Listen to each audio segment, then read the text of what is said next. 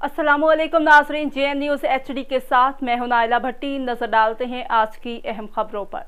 अलीपुर से खबर शामिल करते हैं। आबिद हुसैन बुडानी पेट्रोलिंग पोस्ट खंडर मेरानी की रवां माह जुलाई 2022 की कारकर्दगी रिपोर्ट जारी। ड्राइवरान को लेक्चर्स, आगाही पंफलेट तकसीम।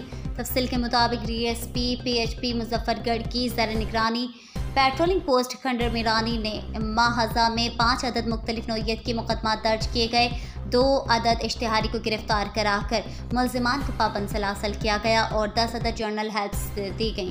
5 अदद आरसी नाजायज तजावुज़ात को हटवाकर रोड को क्लियर करवाया गया। स्लो मूविंग गाड़ियों को 70 रिफ्लिकेटर लगाए गए और एक माल मवेशी की गाड़ी को चेक किया गया।